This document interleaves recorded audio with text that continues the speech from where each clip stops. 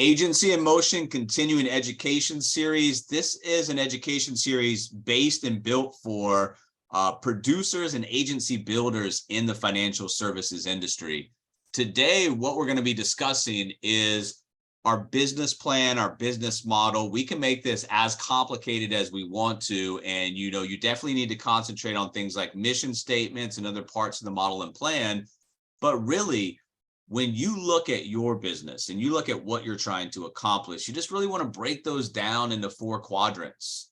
You need a marketing plan of action, a effective and efficient marketing plan of action that's going to get you leads inside your persona with people that are eager to actually talk to you. And then once you have that quadrant down, once you are producing leads from multiple sources, then you just have to worry about taking those leads and converting the right ones into sales. Remember, if there's no marketing, there's no sales. You just want to take this step by step. And then part of managing and part of management is learning how to manage yourself. If you can't manage yourself, we can't go out and teach other people how to fix their deficiencies. And part of managing is just helping people understand, hey, this is how I did it. This works. This doesn't work. This would be what you should be concentrating on. And that finally leads to the last quadrant, which is the distribution phase. So remember, you always want to be forward thinking, but don't think so far down the line that you are ignoring what's right in front of you. You don't have to worry about distribution if you have no marketing plan. It's all going to come together. Take it step by step and concentrate on what's right in front of you, what you need to concentrate on to make your business click, and then go into the next quadrant. So we're going to start today with marketing. Remember, if you have no marketing plan, if you have no leads, then you have no business. So this is where we concentrate on first. And this is a lot of, producers and agency builders' biggest deficiencies is in marketing. So you need to be a student of marketing. You need to put time, energy, and resources behind marketing, figure out what works, what doesn't work, who's making it happen out there, online, social media, digital, traditional, whatever it is that you're doing. You need to learn from the people that are doing it right. You need to learn from the people who are doing it wrong. You need to learn from your mistakes as well as your successes. Remember, both sides, what's working and what's not working, both teach you valuable lessons. We're in a time period right now where we're coming out of a time period where we had a lot of traditional marketing for years and years and years and years. And then we entered into this, new digital era. So when people are debating what's more effective, traditional or digital, you don't want to enter in that debate. You want to make sure that you straddle both sides of the fence, knowing that there is value and you can extract value out of both sides. Have a traditional marketing plan, have a digital marketing plan, and have both of those interact and feed from one another. Just because you have a digital plan doesn't mean there can't be aspects of a traditional marketing plan within that. So traditional and digital, understand the differences, understand the values, the pros and cons of each, and then develop a marketing plan based on extracting value out of both sides here. On the digital side, if you've got landing pages, if you've got websites out there, then you need to have a marketing plan that is designed to increase that traffic to the landing pages, increasing that traffic to the website. That's going to front load your business. If you have a marketing plan that's front loading your business, where you've got people coming in based on value propositions, grabbing guides, grabbing free education, giving you their contact information, that is going to lead to productive online meetings when they are conducted correctly. But once again, if you have no traffic, if you've got nobody visiting the landing pages, nobody visiting the websites, in a traditional sense, that would be like having a brick and mortar location and absolutely nobody coming through the front door. So if nobody's coming through the front door of your physical business, that register is never ringing. Same thing here on the digital side. If you've got no traffic, you're going to be really hard pressed to create what you need to produce the outcomes on the backside. And those outcomes is what you're looking for: growth, revenue, income, etc. And then another part about the marketing plan is when you start a business from the ground floor, whether you're a producer, an agency builder, you're going to have to manufacture on an outbound level, creating that demand, creating that interest. But you don't want to be there for your entire business cycle. You want to learn how to start with outbound, but also be able to create some assets, resources, infrastructure to create inbound marketing. There's nothing better than waking up, seeing calendar appointments, seeing people that are interested in what you have to offer, seeing leads come in. To wake up every day and have to always do this from an outbound perspective, it'll become a grind. And if something becomes a grind, it's no longer something that you want to do. And then all of a sudden you start to drift, and all of a sudden you lose focus on what's really important because you are dreading what you have to do for your business. So understand, outbound at first, creating inbound, and you should have like a bridge over that. At certain points, you want to create as much inbound marketing, and you're not going to phase out totally the outbound marketing, but it should be a smaller and smaller and smaller percentage of the marketing. It all boils down to activity. Marketing is activity, whether you're directly marketing, whether you're networking and just opening conversations. Activity is all about making sure people understand, what you do, more importantly, why you do it, how you help people like them with certain things they probably need help with. But it's all about just learning to talk to people.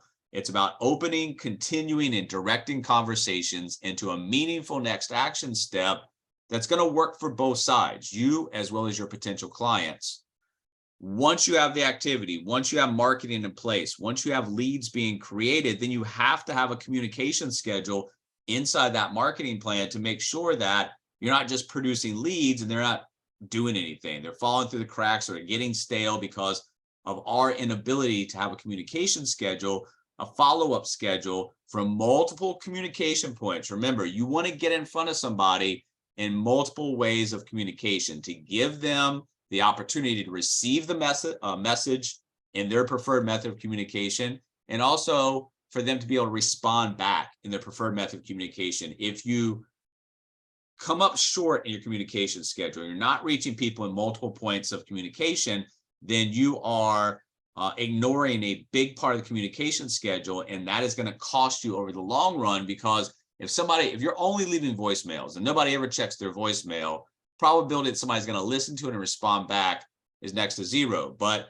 if you connect a voicemail with a text message, hey, I just left you a voicemail, then you're starting to connect the different points together and it'll make more sense. Communication is key. Random communication with random people over random subjects is not going to do it. You have to be dialed into your activity, into your persona, and then into your communication schedule that's going to lead to outcomes. Your communication is the process of passing information that you're sending and the understanding on the other side of receiving that from person to person through verbal or nonverbal communication means. Remember, what you are sending out, that message, you may have a certain idea of what you think it's being interpreted or received from the other side, but you need to make sure and go out and ask people, test this stuff, make sure that what you're sending out is being received in the way that you want it to be received. If it is, great. If it's not, go back and change things so there's no misinterpretation. And then when you are communicating, which is a big part of marketing, like we've been talking about, you need to communicate relentlessly. Get excited about what you can do for other people and get excited about talking about that. Simplify your communication, be direct. Remember, people can't absorb, all of these words around the direct message. Simplify, be direct. And then once again, it's not all about you. If you want to fill up your calendar with booked meetings about people that are eager to talk to you, that are able and willing to do business with you, on the front side, you need to learn how to listen, encourage input, encourage them to talk more about what they want. You get people what they want and you will get what you want. And then illustrate through stories. We've talked about this before. Facts tell, stories sell. Learn how to illustrate things through story-like formats. People will be able to follow it better, and they'll be able to relate better. And then affirm with actions.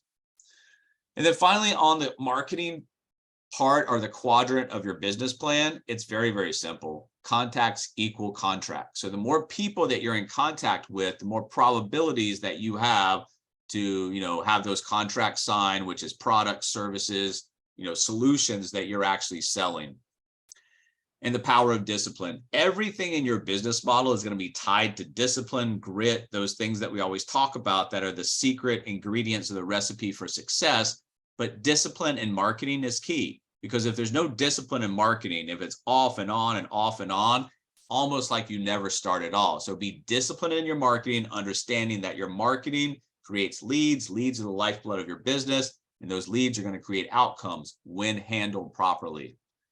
Once you have an effective and efficient marketing plan in place, then you need some sales model that's going to take the right leads and convert those into sales, products, services, whatever it is that you have on the backside. If you have multiple points of monetization, then you need to understand those points and how to walk somebody through those. Remember, marketing and sales are correlated together, because the more people you know, the more deals will flow. So out there marketing, understanding, talking to that persona, being dialed in with a direct message, getting out there, just like the more contacts equal more contracts, the more people you know, the more deals will flow. And when we talk about deals flowing, especially in our industry, a lot of those deals are going to flow through education. So it's not pitching, selling, recruiting on the front side. It's solving problems through the education process. And really what the education process outlines for us for sales is leading a potential client to become a client through a buying decision, not selling them, not overpowering them, not rebuttaling them till they have nothing left, but actually educating them to a buying decision. They're excited about working with you. They're excited about the product. They're excited about the possibility of the future. The persona in sales is so important. So if you have a persona in marketing, that's going to streamline down to your sales. On the marketing side, if you're just talking to everybody about everything, that's going to be problematic through the sales process, because you're talking to so many different types of people. In the sales process, if you are talking to the same type of persona and you are understanding them, really knowing them, probably them after a while better than they know themselves, then you can preemptively get out in front of typical objections, before they really even come up in the conversation. If you get dialed into a persona, you get dialed into a message for that persona, helping them understand how you help people just like them get to desired end outcomes, it's really going to help the whole flow of the process from marketing to sales. You need to focus on relationships. This is not about just selling products or services and, hey, see ya, thanks for the business. If you have anybody else that you know that wants this stuff, let me know. That's not how business is done. Our business and our industry is all about relationships. You need to focus on relationships, and you need to focus on helping people. If you get obsessed with helping people through the sales process, and that's part of the process, and the other side understands that you are there to help them, you are the right person to talk to, and you have the back end products and services that will get them where they want to go, then all of a sudden, they start talking, information starts flying, we're uncovering, goals or pain points that we now have a solution and an action step for. The relationship doesn't end at the sale. It continues on for a number of different reasons, but you need to be able to, during this sales process, identify the client need. If you're not identifying the client need, why they would take the next action step, doesn't matter what you put in front of them, what bells, whistles, what information, you have not identified their need, their want, their desire, their pain point, whatever it is. Once you are able to identify the customer need, now you can lay out the requirements. Okay, this is what I'm hearing from you. This is what you're trying to accomplish. This is what you're trying to avoid. In order to get there, or in order to avoid going that way to the pain point, these are the requirements. It's important that we set up the need, we set up the requirement for the need, because now we can present a solution to their need that they actually brought, and we've both recognized, and now we can set up commitment, because now we can present confidently and persuasively the solution that meets their needs. A solution that doesn't meet somebody's needs is not really a solution that anybody's interested in.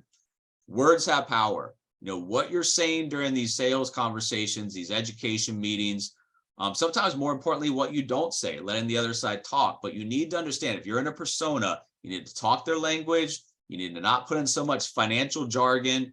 Somebody's not interested in hearing what you've learned over X amount of time in the industry. They're interested about themselves and how are you going to solve their problem. So understand words have power.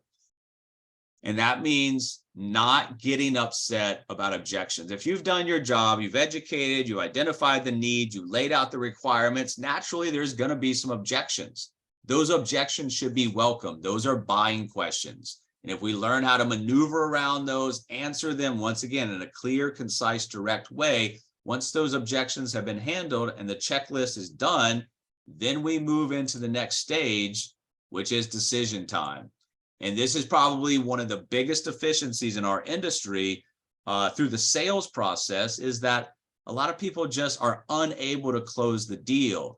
85% of interactions between sales representatives and potential buyers end without the representative asking for the sale. If you've done all this, if you created the leads, you've educated the person, you've identified the needs, you've identified the requirements, you've produced a solution. If you've done all that and you don't ask for the sale, you're just basically wasting all that upfront time. Ask for the sale. You've done your job. You've solved the problem. You showed them. Now it's time for them to commit and take the next action step. Through this process, if you do sales correctly, sales does not end with one sale. You're developing that relationship, over time. And then through that time, value is being recognized. And then once that value is being recognized, you can go in and ask for the referrals. Who else do you know and care about that needs to know this information? That can't be asked too early. That's why it's important to go through the process, helping one person, making sure they're happy, and then opening up the referral network. If you do this correctly, one sale can open up a vein to a lot of their sales. It's like gold mining. If you hit a vein, you stick with that vein and continue to mine it, more and more gold will come out of it. Management is the third quadrant of your business model. Remember, you don't have to worry about managing other people if we haven't learned how to manage ourselves yet. You should have help in this department getting started, but you have to understand how to fix yourself before you can fix other people. The best investment that you're ever going to make is A, in yourself. That's the most important, the best. And then B, you invest in others. If you haven't invested in yourself, if you haven't produced anything on your own, if you haven't done anything in your business where you would be able to present it to somebody and say, hey, this is what I did. This is how I became successful. This is what you need to do. You don't have to worry about managing other people.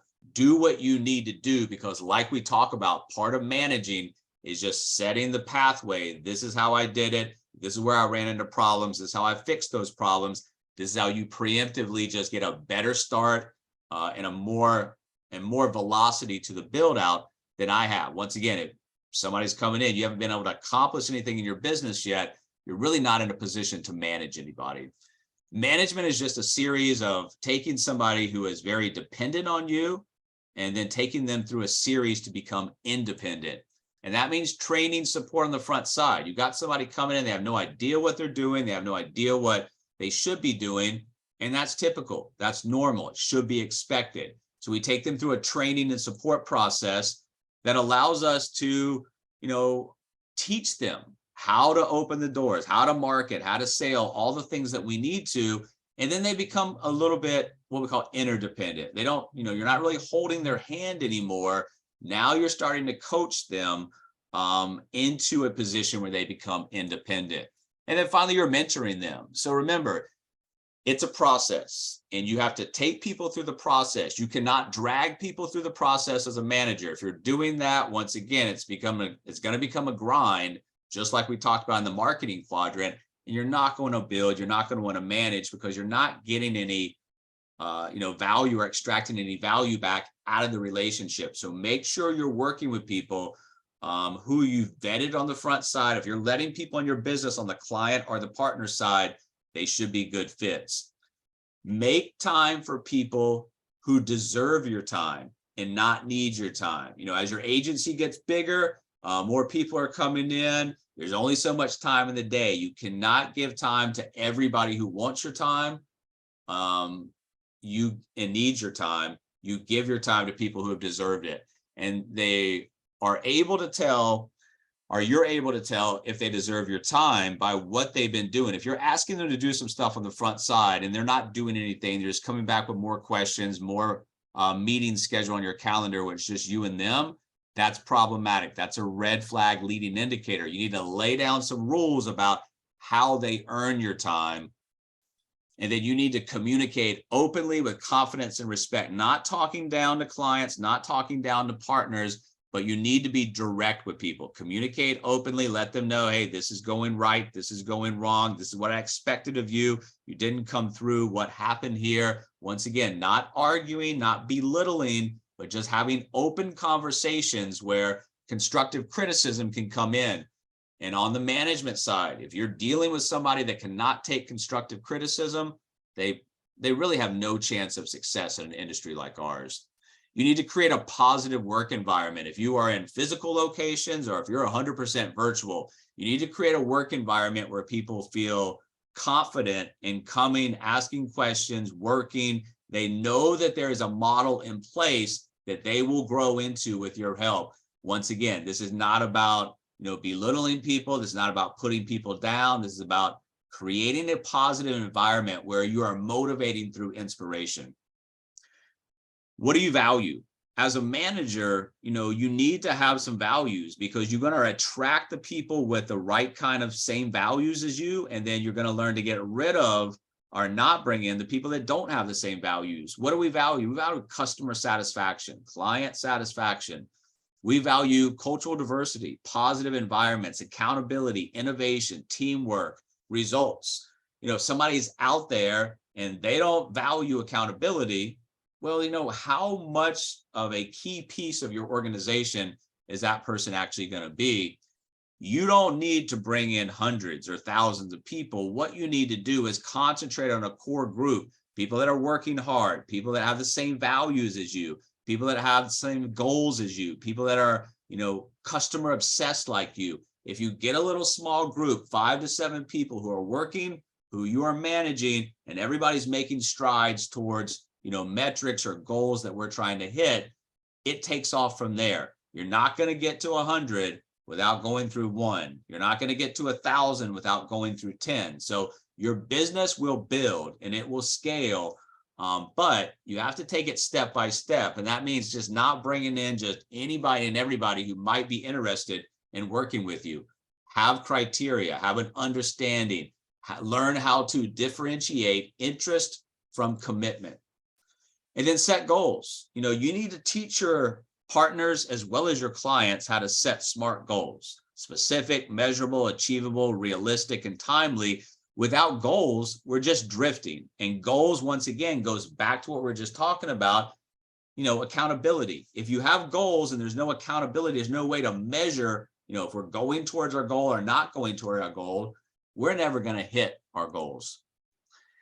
And then as a manager, you need to learn how to be able to paint the future for clients and partners that gets people excited. So how do you see yourself? How do you see the future of your organization? How do you see your partners fit in? And what does that mean for them and their life? And then finally, if we've created marketing, if we've created sales, if we've created management in our business model, the last piece is going to fall in. There are some things we have to be aware of and cognizant here, but the distribution phase really comes from you setting the other 3 up correctly, because all distribution is, you're moving from like an agent or a producer to a broker. And that opens up new levels of income for you, new responsibilities for you, but it also creates an opportunity where your income explodes. Ultimately, you're looking for dedicated distribution partners. You may bring in people that want to build a book of business that you can help, and that's fine. But ultimately, if you're an agency build out, you are looking for dedicated distribution partners that want to build nationwide distribution of the products and services that you offer. This is what it looks like. This is what we try to do. You're trying to put up either physical or virtual offices all across this country, because these are people that are going to help you build distribution. These are your long-term partners that are going to be there for years to come. You guys are under the same mission, under the same understanding, under the same values. And now what you do is you have a business model, and you can go out there and you can teach people this business model. And once again, if it's the same from coast to coast, state to state, just like we use the McDonald's scenario, if I get a McDonald's burger in Los Angeles and I get a McDonald's burger in Miami, they should be pretty much the same. Your distribution needs to be the same. Building distribution means having a business model that's in place that's duplicatable or replicatable for all people. And that comes from having a system in place. Your system will allow exponential growth. If there's no systems in place and we're having just random growth, it's not going to stick, and you're not going to really get to that, distribution stage of your business. When you talk about growth, you need to understand that it has to be the same. So what you do right now should be the same that 8, 9, 10, 11, 12 generations down are doing. That way you have control over your business, you have control over the distribution, and no matter where the office pops up, we're all doing the same thing. Are we replicatable? Are we duplicatable? Whatever it is that you want to call it, if we are, that is one of the key points of distribution, is to have a system in place, growth at a reasonable rate. Everybody's doing the same thing. That way, as we move forward, we can continue the distribution phase. Couple of closing notes here. Whether we're in marketing, sales, management, distribution, all of those stages and all those quadrants of our business model, you should understand the importance of learning how to disqualify. Disqualify in marketing, disqualify in sales, disqualify in management. Get rid of people who don't fit into your persona, who are going to waste your time for one or more variable reasons. That frees up time to spend with people who are in your persona, who do share your values, who do want to be a part of your organization. And finally, momentum. All of these quadrants of the business model, you can sit around and sit on your hands, twiddle your thumbs, whatever it is that you want to call it, or you can go out and make a commitment to making this happen. Once you commit to making it happen, and what I mean with commitment is activity in those quadrants, whatever is the most important one that you're working on right now: marketing, conversations, recruiting, sales, agency activity. Just like your money compounds that we teach people, so does your activity. And once your activity starts to compound and you're starting to get the results, just surround yourself with like-minded people. Success, remember, especially in the distribution, is going to be a group activity. Agency in motion. This is how to build, operate, and manage agencies in the 21st century.